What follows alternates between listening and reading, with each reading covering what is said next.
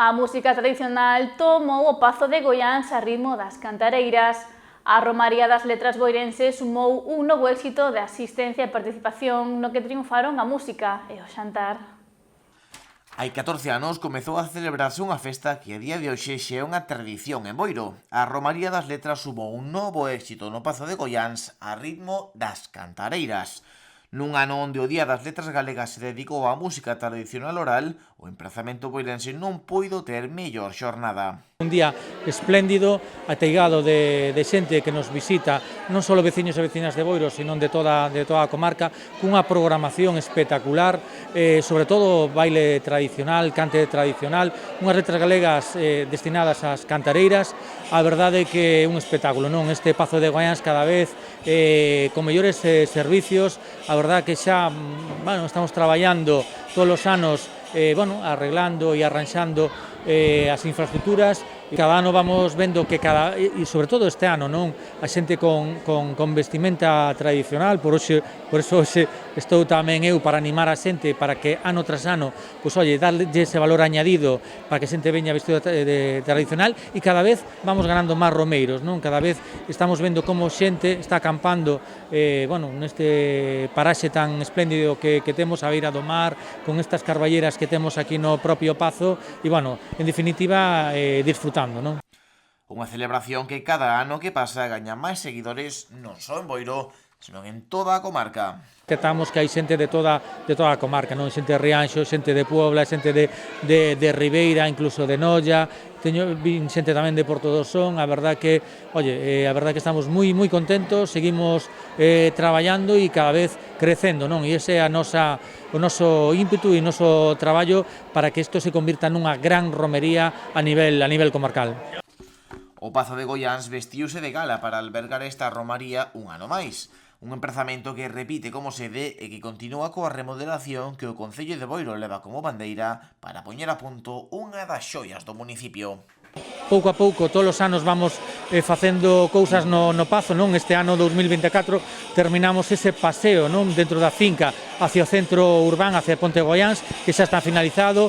Tamén arranxamos a capela tamén este ano, e agora xa temos en programación o arranxo do lagar pequeno que está pegado á capela, máis a vivenda, máis a caballerizas, que a nosa intención é que neste ano, que queda de ano, e principios do ano que ven, no primer semestre, se poda facer realidade e teñamos todo o que é a entrada do Pazo xa finalizado, non?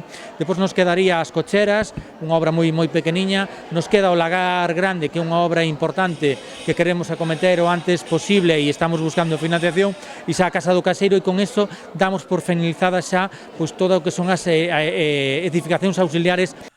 A inauguración da romaría deuse ás 4 da tarde coas diferentes representacións literarias. Facer este día extensible a outros grupos que son nosos, que son do Concello de Boiro, como podía ser a Beloura, Silvarbeira, Pedra da Loña, os da Boina, a Dormiña, Nunca Tarde, os da Banqueiro, Ar de Loureda, os pequenos do Barbanza, Mar de Cabo, Arume ou Lumireira.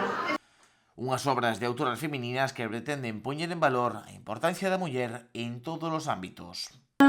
E máis o Maestro da Contorna, e Velaría Turro Papaventos, a obra teatral Unha estrela para Mina, un libro preciosísimo, ilustrado por Cristina Sabaite, que foi premio Faxo de teatro infantil, Unha verdade amarga, que é un libro de relatos publicado no 2017, Corte Concepción, publicado no 2019, e As faces do diamante no 2023. Agora tamén acaba de editar con Medulia o extraordinario caso do Tellado do Xilbro.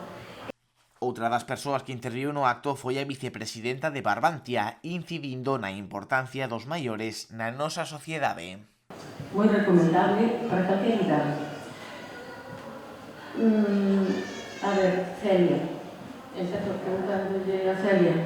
A ver, ti os outros libros que escribiches tamén teñen así un obxectivo de amosar ao público infantil e juvenil cousas que son moi importantes para a vida, porque é moi importante aprender a tratar. Un dos libros presentados foi A aboa que canta como a cotovía, de Celia Díaz Núñez, unha obra na que precisamente se fai fincapé no papel da terceira idade. Cantaba coplas, contos, recitados, e eu neste libro, en A aboa que canta como a cotovía, lembro as cantigas, as coplas que me cantaba o meu avó Juan e a miña aboa Manuela, a quen ademais dedico o libro, porque a dedicatoria vi na lembranza da aboa Manuela e o avó Juan e das cantigas con que acompañaron a miña infancia. Entón, pareceume hermosísimo esta tipografía. Na Romaría das Letras houbo espazo para todo tipo de expresión cultural. Venda de libros, baile tradicional, festa e xantar foron os pratos principais dunha celebración que suma un novo éxito ao seu catálogo.